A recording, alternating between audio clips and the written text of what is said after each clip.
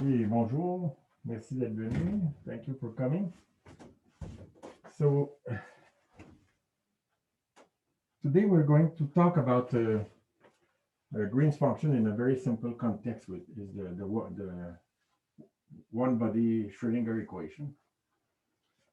And I hope to do this in one day. And in the notes there are many other things that we do, like high frequency expansions and things like that are analogous to what we have done with susceptibilities. So I will skip that part and move to the many-body wave function, many-body Green's function, which is more relevant for what we will do. So that's the program. But before I go to many-body Green's functions, on Friday, I will start the second quantization. Okay? So we will do that. I suppose that you have seen it, but that will be a revision. So before I get to Green's functions, let me finish what I didn't finish last time. So, and just a comment about this part of the notes. I mean, when the metal, insulator, superconductors, and so on. I mean, there are many pages and many subtleties, and it's so please don't spend too much time on that. Okay, this won't be. I won't give you any question at the examination or anything. Just I want you to know that it's there, and if you're curious, you can look at it. But you know the subtleties of all the limits and so on can be a little bit overwhelming with the number of pages there is to read. Okay. So we were looking at the transverse response. So when the current in the y direction varies in the x direction, and this is the gauge invariant current. So there's a response to the vector potential. Vector potential couples directly to the paramagnetic current. So this is why we have a Jy here, and this is the Jy here. And this piece, the diamagnetic current, comes from the fact that the gauge invariant current is already linear in vector potential. So this n here is just the equilibrium value. We didn't need to do linear response for this piece because it was already the right order. So here it's gauge invariant because this is a transverse vector potential. And transverse vector potential are not influenced by gauge transformations. So what we saw in a superconductor is that this limit here exists, and it's different from the longitudinal case. And do you see? Yes, let me try to see if you. Yes. So this we wrote as it's getting out of the screen. This. Non, c'est bon, c'est bon. C'est bon? Okay, this piece we wrote as minus ns e squared over m. So this piece is a little bit smaller, or it can be zero even, but it is in general smaller than this piece. And this leads to the Meissner effect, that the magnetic field in a superconductor does not penetrate very deep. Now let's see how we can measure this quantity, the penetration depth, from an optical conductivity experiment. So it's the same formula for both cases, except that now we look at finite frequency. Okay, instead of zero, we have finite frequency. And we represent the electric field. We're thinking of infrared measurements. So we have the light that comes in with electric and magnetic field perpendicular to the surface. So it penetrates this way. And so it's a transverse electric field. That's just the time derivative of the vector potential. So that's why we have this I omega plus I eta in the denominator. Otherwise, the formula looks the same. Now, the optical conductivity is the real part of the response function. I mean, there's a real and imaginary part, but let's look at the real part of the conductivity. So the conductivity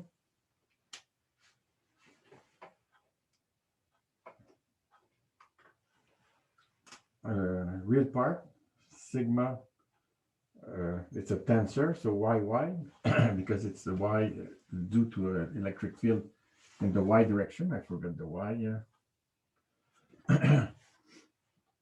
Sigma yy of qx omega is the real part of this of the response to the electric field. So there are two contributions. One that comes from the imaginary part of chi retarded here, using the I here. Okay. So, and in addition, I will use the Weierstrass-Sokatsky representation of this 1 over omega plus I eta.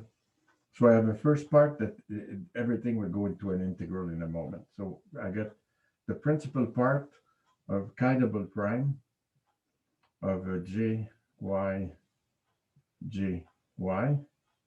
of qx omega divided by omega.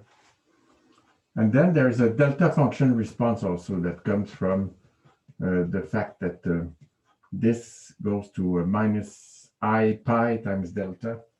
So I have minus I pi delta of omega. And here I have the real part of chi retarded of jy of qx. Now, because of the delta omega, I can put 0 here. Minus n e squared over m. Okay. So what happens now when I look at some rules? When I look at some rules, I have to do the integral d omega. Usually we divide by 2 pi, or we can divide by pi, it doesn't matter here. D omega over 2 pi of sigma, that's the real part if you want, sigma prime yy of qx omega. So I get this piece here. So I get the principal part of the integral of chi double prime gy of qx omega divided by omega. And I get this piece. So if I get this piece, I get the n squared over m. But what happens in an infrared experiment is that you don't get this. This is the DC conductivity. In the metal, this delta of omega is a little bit of an idealization. It never happens in reality because there's always impurity scattering, there's always temperature and so on. So we never have delta function response, except in this ideal world. But in the superconductor, there is a delta function response. I mean, the superconductor is basically something that carries current without resistance. Okay. Now, if I look at this integral, doing infrared measurements, I will miss this delta function. So all that I have is this piece. And what is this piece?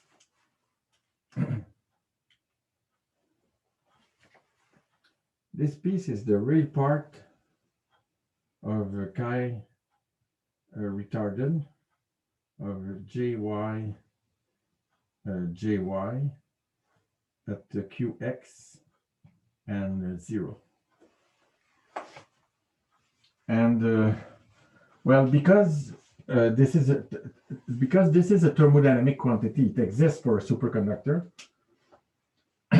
The real part, in other words, the principal part, whether the principal part is there or not, it gives the same result. It gives this.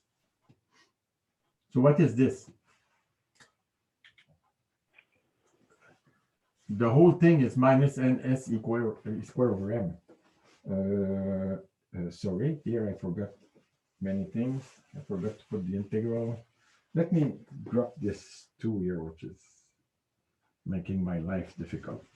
So I have d omega over pi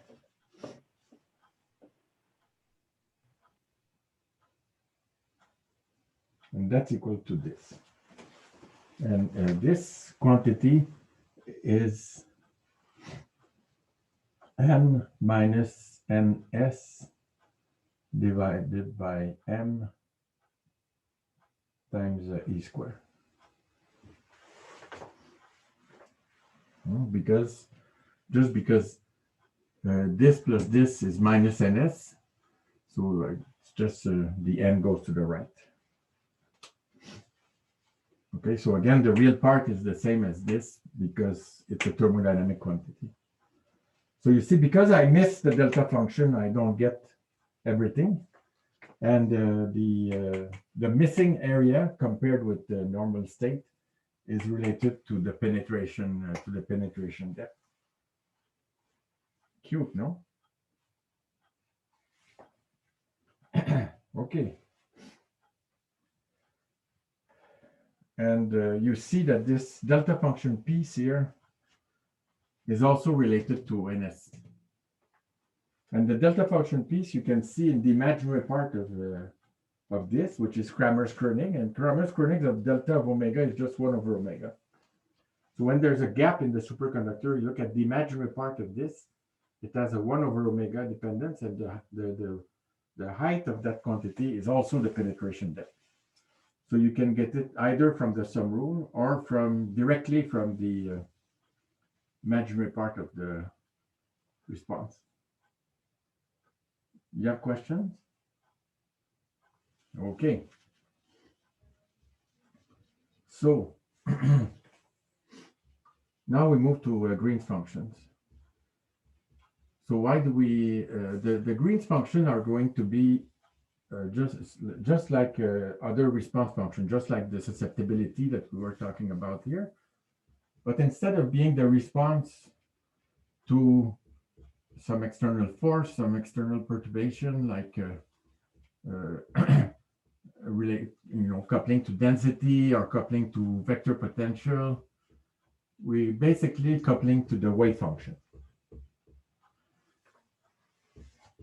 So in other words, the Green's function is just another way to write in the one body case, it's just a way to write the Schrödinger equation.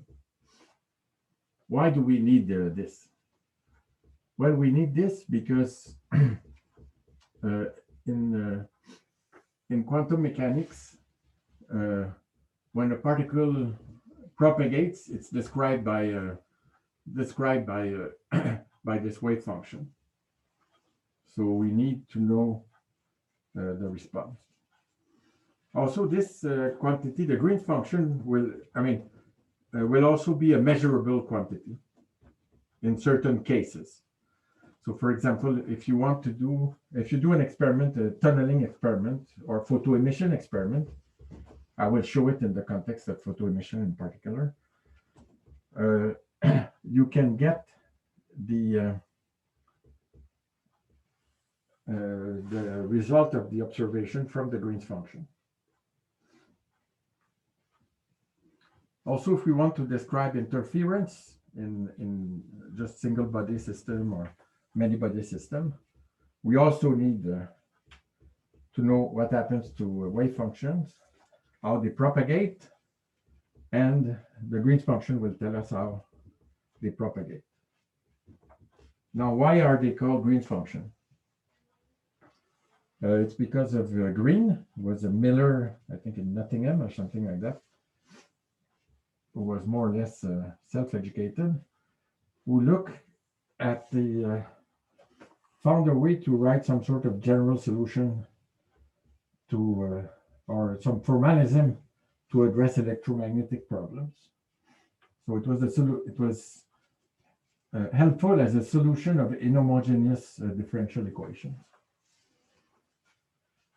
And it's exactly the role that the Green's function will have in our case as well. So before I start that, let us agree on some definitions. So some notation. So we will work in the continuum here for a while. We'll go to discrete variables later, but for now we just do what you are used to. So RR prime is delta RR prime. So the integral d cube r of r is the closure, and we will use momentum eigenstates that are normalized like this, ik dot r for a while.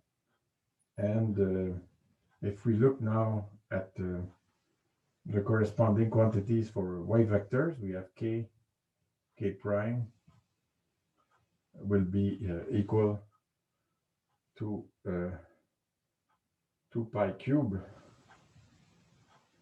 times delta of k minus k prime. I don't put the vector signs just to be short.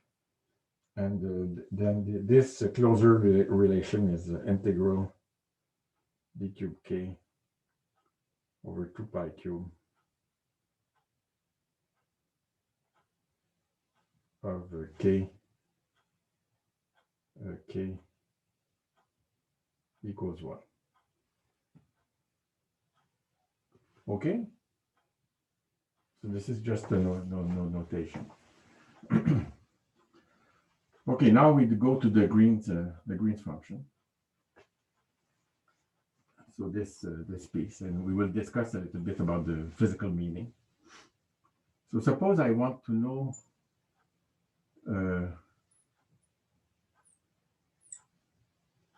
the wave function at time t, given that it is started at time that it is 0 at at negative times. Then we know how this evolves. We know that this is e to the I h. I will write this as an operator now.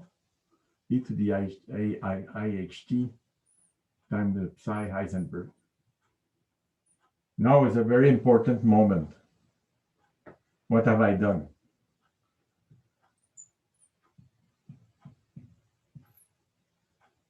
Okay.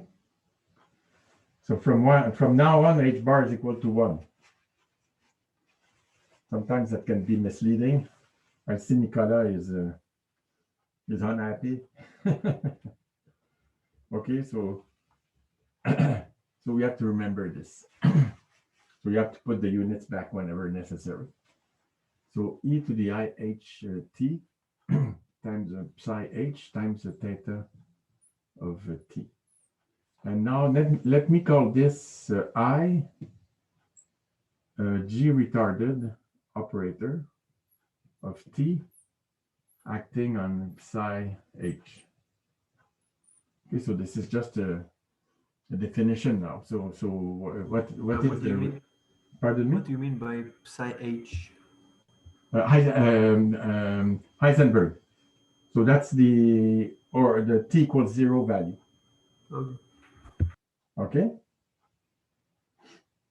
Doesn't matter. I called it psi h because we decided that t equals 0, but this is just the t equals 0 value. Okay. So it means that what I've defined here, the Green's function, G retarded operator, because h is an operator, of t is equal to minus I e to the I h t times the theta of t. Okay, then this is equal to that. So now I will write, what I will do is write down the equation of motion for the G, and we will see what happens with that. So if I take I ddt of this,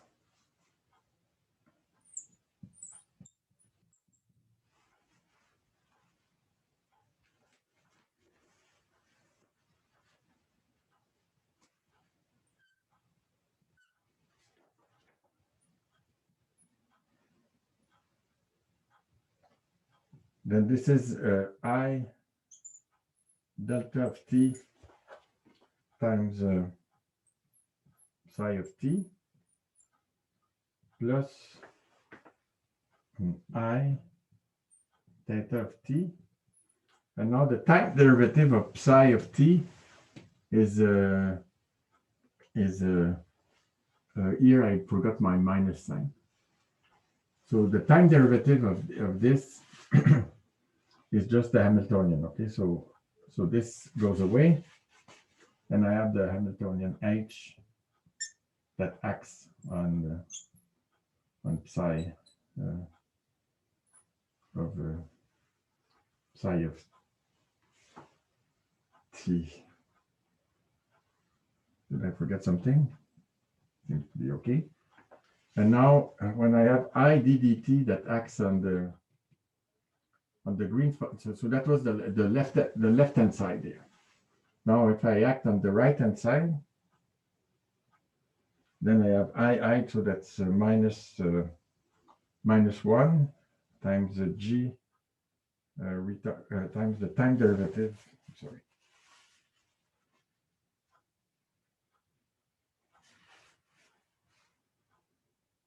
Times the time derivative of g retarded of t times psi h. Là, on lit difficilement sur la dernière ligne. Okay.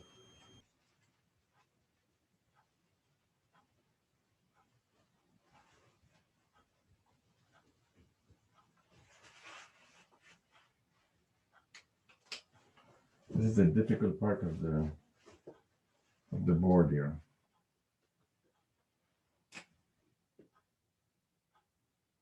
Is it better? Un peu, ouais. Okay. Il manque le petit h.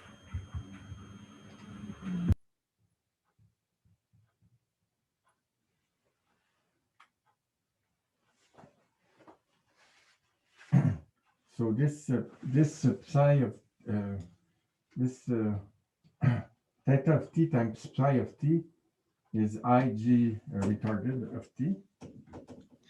Just before we continue, could you please explain again why there's a delta function? Because I took the time derivative of a theta function. Oh, okay. Okay, thank you. Okay. So I had what did I have there? I had theta of t times psi of t. Theta of t psi of t is Ig retarded.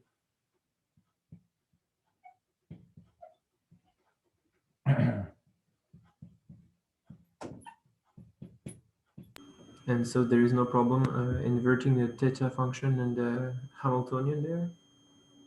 No, theta is really a number. Oh yeah, sure, sorry. Okay, it's not an operator. But yeah, you need to, I'm glad that you mentioned it, because you need to be careful all the time when I manipulate things in quantum mechanics. Things don't commute all the time. So now you see we have an equation of motion. This is delta of t, so I can take this at t equals 0. So that's psi h. And so I have to look at these two lines here. And if I multiply by so that let me forget this line. In this piece here, and just rewrite this piece. So if I multiply by minus I get plus I here, and minus I times I is 1 here, and minus I times I is 1 here. So, and psi h here is arbitrary. Okay. So we have the equation of motion for that object here. It is equal to, we have that I d dt minus h times the g retarded of t is equal to delta of t.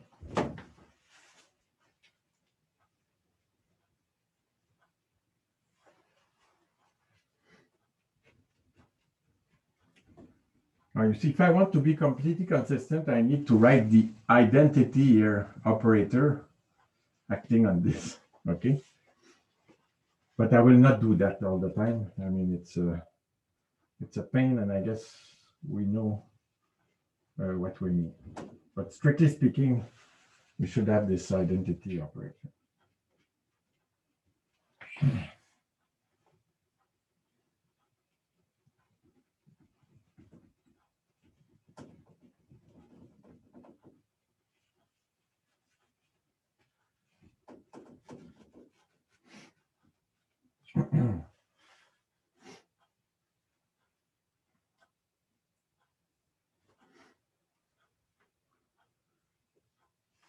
Okay.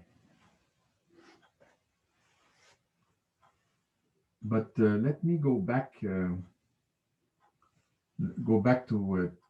this now. Just to the we'll get back to this. Let me go to this.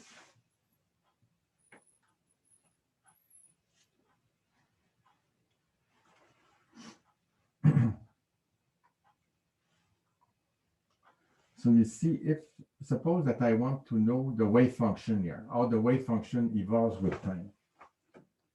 So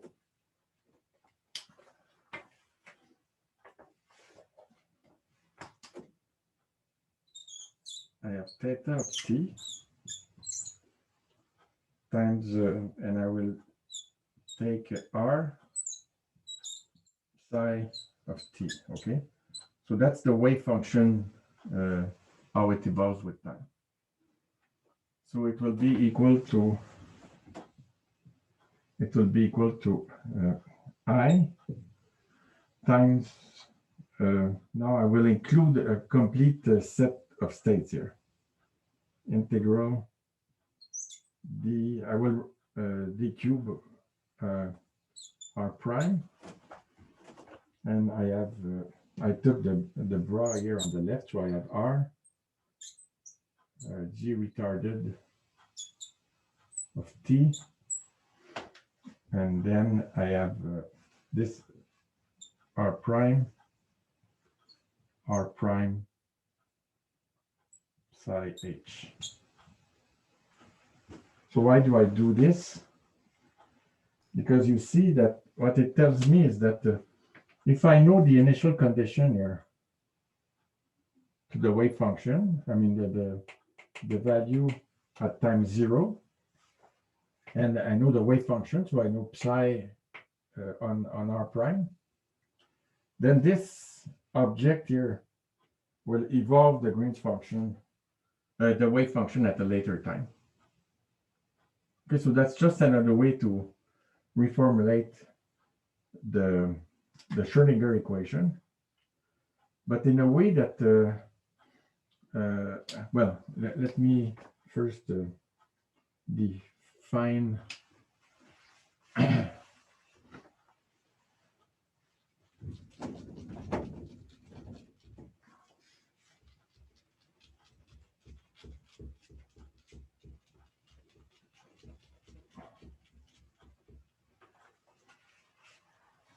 this object here,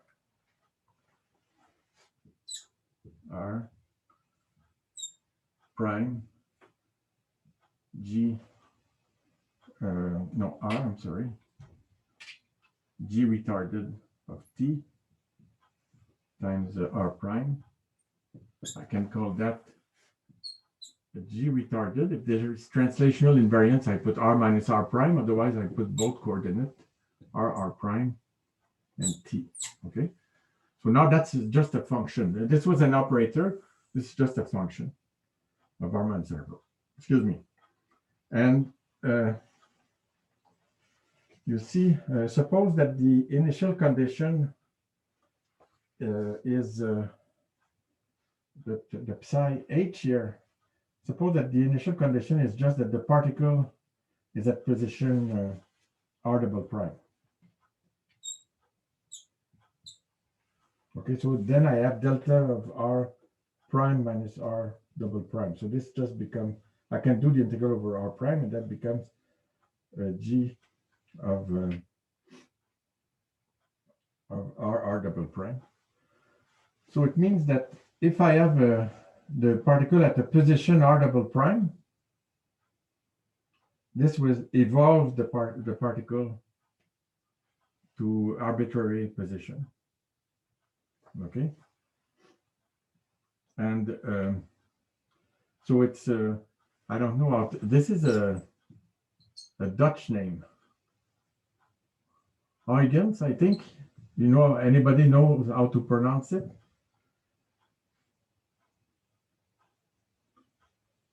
Remember, what it tells you is that the way that wave propagates is that you can look at every point and start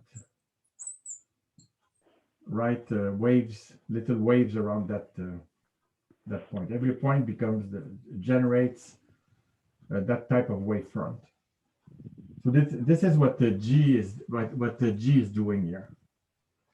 It will take you from a point here. It tells you how to go from here to there. Mm-hmm. Okay. And there's also a theta function. So it you start at time t equals 0, and then you just propagate this quantity.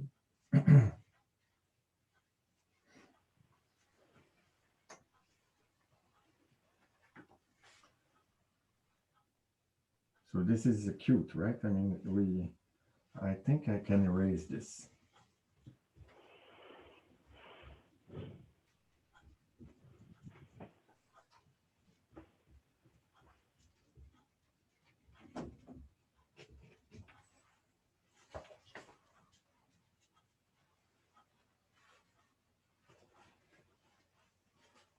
This is too dirty to erase. I need some other paper.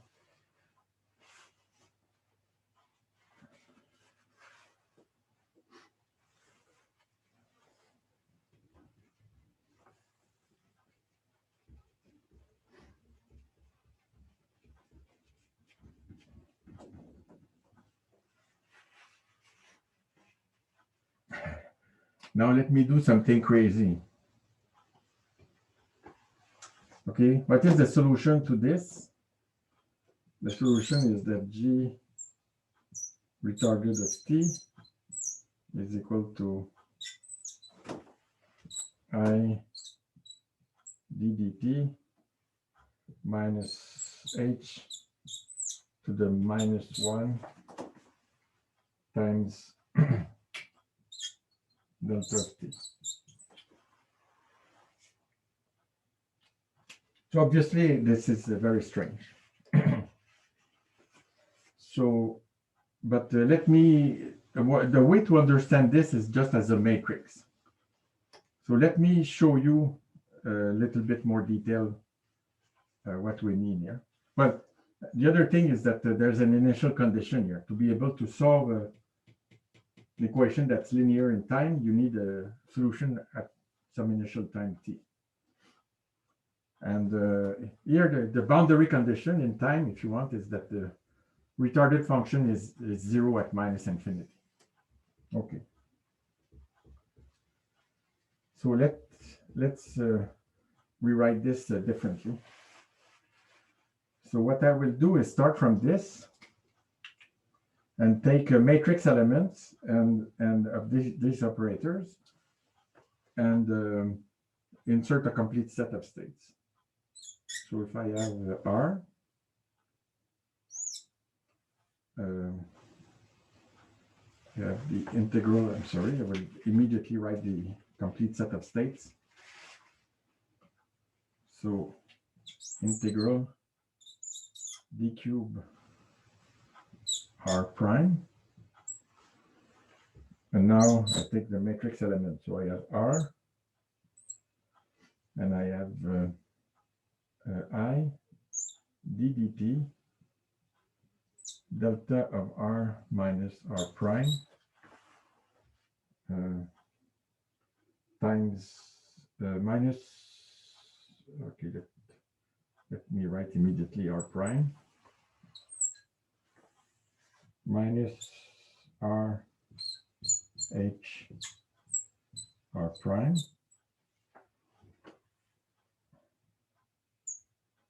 times r prime g retarded of t of r double prime.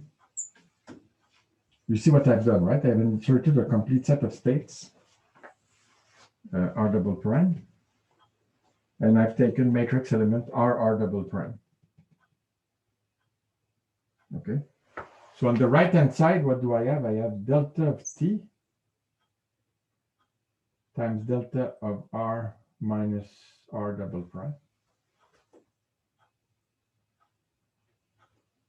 Okay. Now you see this identity operator here, delta of r minus r prime. And what you see also is that the Green's function, this object here, is the solution where I have a delta of t and a delta of r minus r prime.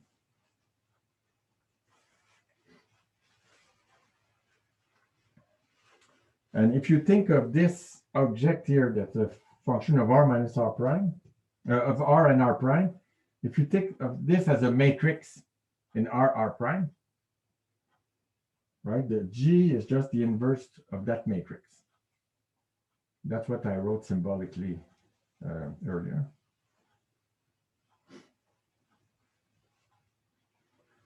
And then another comment is that just to make a connection with the harmonic oscillator that was our friend at the beginning.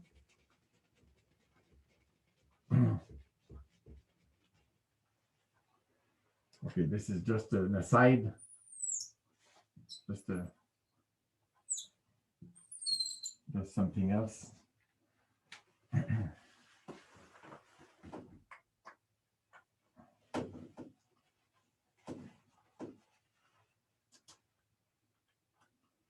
So we had that x of omega times chi was equal to, I'm sorry,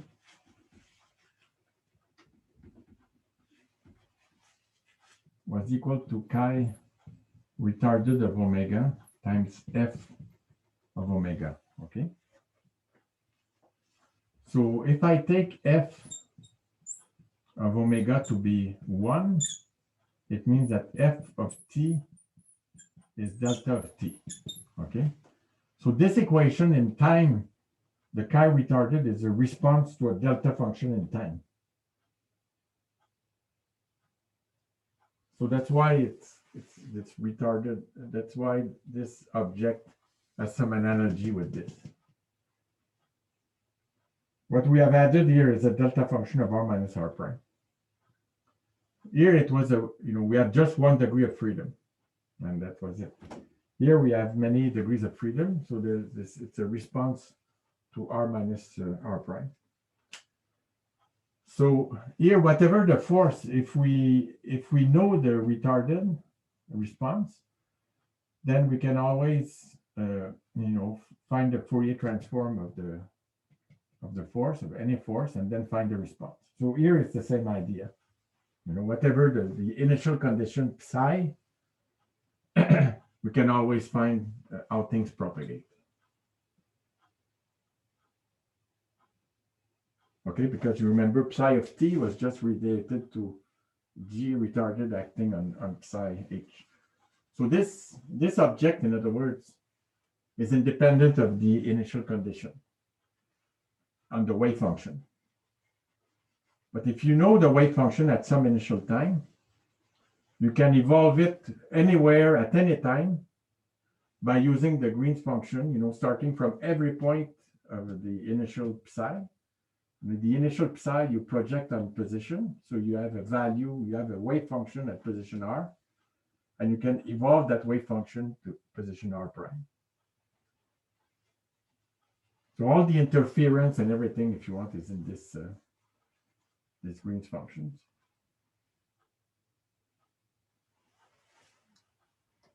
Is it okay?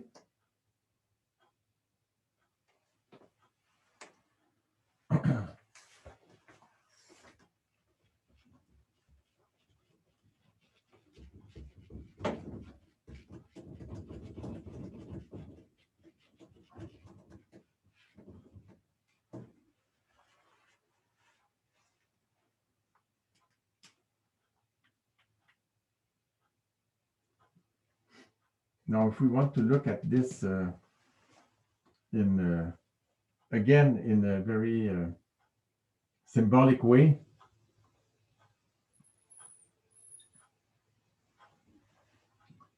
in the frequency space, then we would do integral dt e to the I omega plus I eta times t times g retarded of t, right? And this this then goes from 0 to infinity because the Green's function has a theta function in it. So the Fourier transform, goes from minus infinity to infinity, but in the end from 0 to infinity. Now, if I use this, so I have minus I times e to the I h t. Now I can do the integral formally. I mean, it's a very strange manipulation. You forgot a minus sign in the I forgot exponential. the minus sign again. Yes. And here You also. forgot it. Yes. Thank you. So if I do the integral, then that gives me e to the I omega plus I eta t divided by, oh my god, my pen are complaining all the time, divided by and here I have minus I h t and minus I here, and in the denominator I have I omega plus I eta minus I h, and I go from 0 to infinity, but infinity, this I is minus 1, eta t, that gives 0, so I can evaluate at 0 and it's just equal to 1, and the minus sign disappears and the I simplify, so this becomes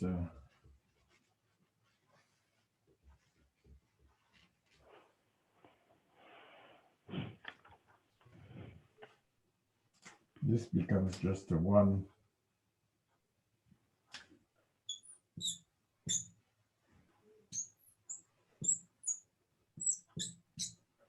You have to think of this as an operator, okay? So this is another way. I mean, instead of inverting this like I did before, you can invert it like this. So a very simple case is, suppose we have a translational invariance. Okay, let me evaluate this in a trivial case. We have translational invariance. So the eigenstates are momentum eigenstates. So let me put this in a momentum eigenstate. H is diagonal in that basis by assumption. So I can put the same thing here. And what will happen? Well, it's just that H acting on K will give me the energy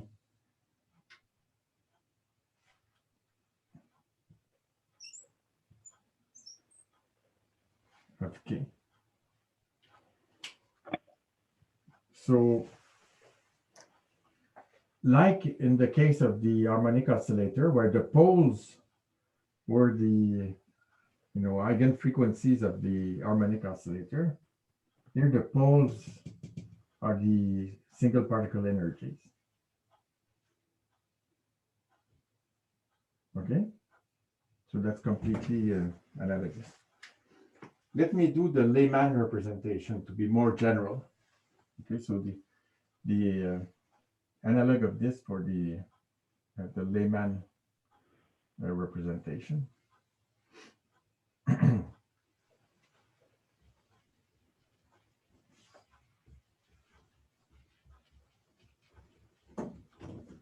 Here I took a very special case of just energy eigenstates, but we can do this more general.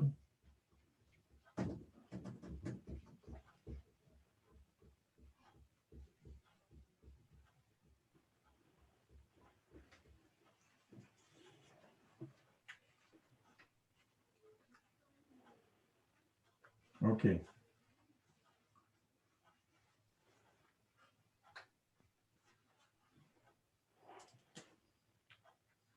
So this was the Fourier transform. This was G retarded of omega, and we found that it was 1 over omega plus I eta times the identity minus H. So let me write this in the position basis.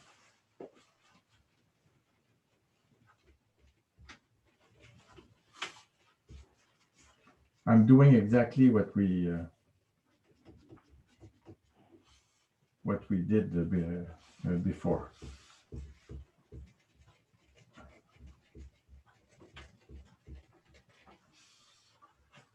Okay, but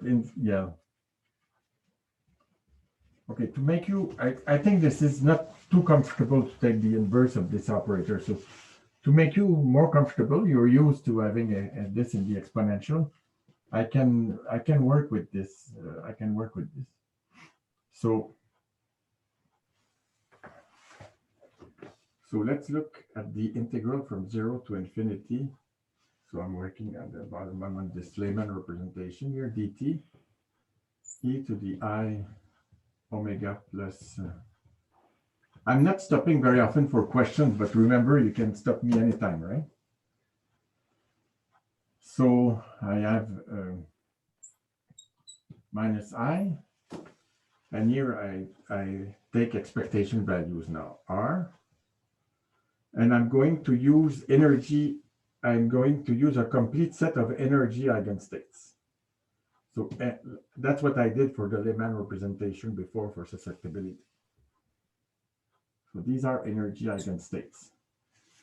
So I have the minus I here, and when e to the IHT, remember I have n, so that's the complete set of states. I have e to the minus IHT.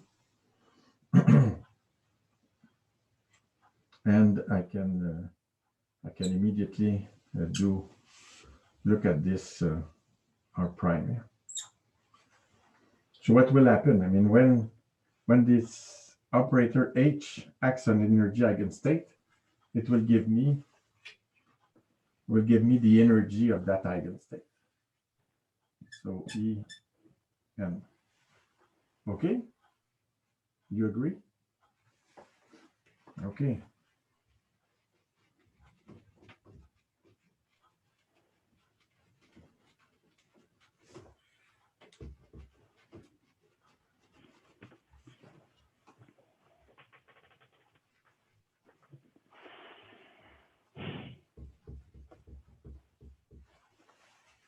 So now I do the integral the same way I did here. So what am I going to get? I'm going to get sum over n, r, n, n, r prime. Oh my God.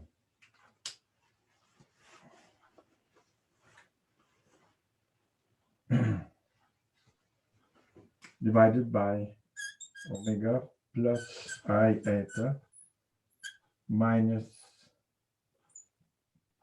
this energy eigenstate. Okay?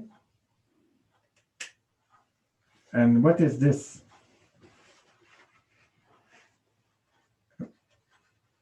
This is the wave function for that energy eigenstate projected on the space, on the spatial coordinate. So that is psi n of r. And what is this? This is psi n of r prime star.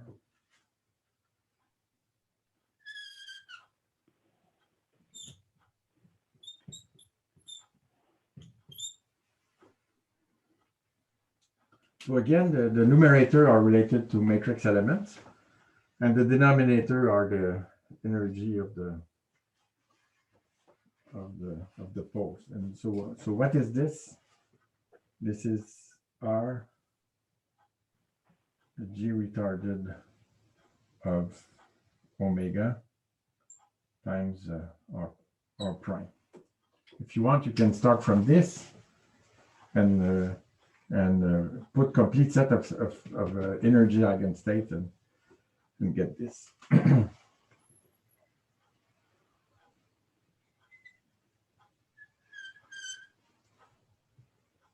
If I had worked with if En was if I was working with instead of projecting in the r prime basis, I was projecting in the k basis, which was an eigenstate of the Hamiltonian. Then there would be, if r prime, I had k prime here, there would be just one eigenstate that would contribute. So that would give me the overlap between k and k prime. In other words, it would give me just one state, the state k, and then the Green's function, the g retarded. So k g retarded of omega times k prime is equal to k prime. In other words, it's a diagonal matrix divided. So much problem with my pen.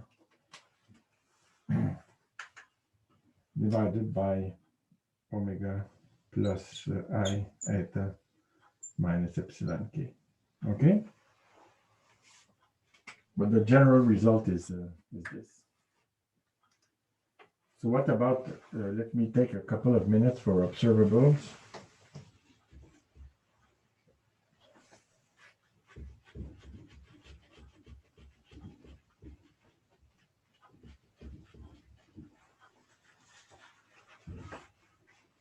You see that if I take,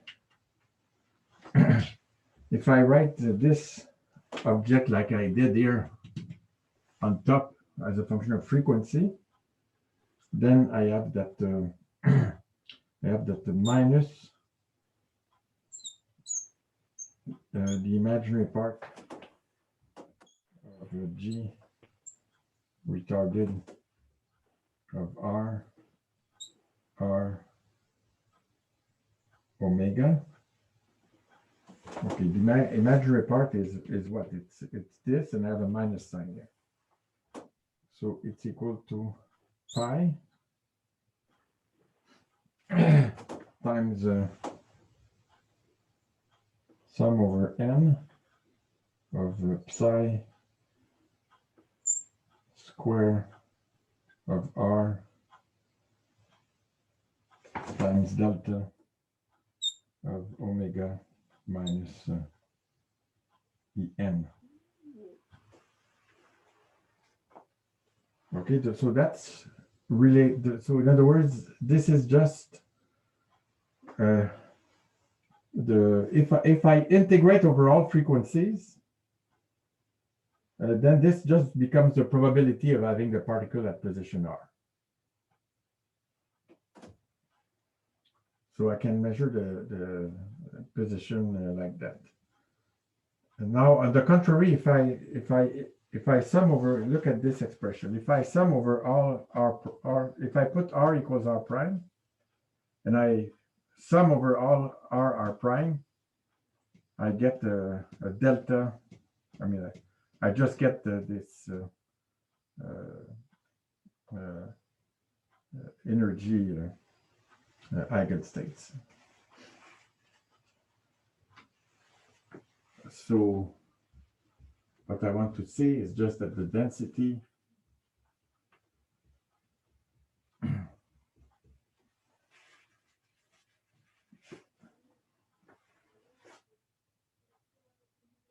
of states at frequency omega is equal to minus 1 over pi times the trace of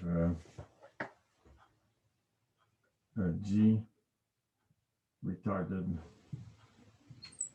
of omega. In other words, you see what happens if I take the trace here, that just becomes psi n times psi n, and it's normalized, so it is unity. So if I take the trace here in this spaces, the trace is just the integral dq bar. So that becomes the overlap between psi n and psi n, which is 1.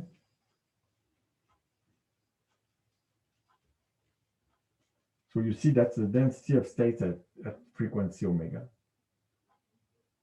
H bar is equal to 1. Okay, so that's more general. It tells you how to propagate waves. But if you take traces like this, or if you look at r equals r prime, these are observable quantities. So for example, this you would measure in a tunneling experiment, density of states.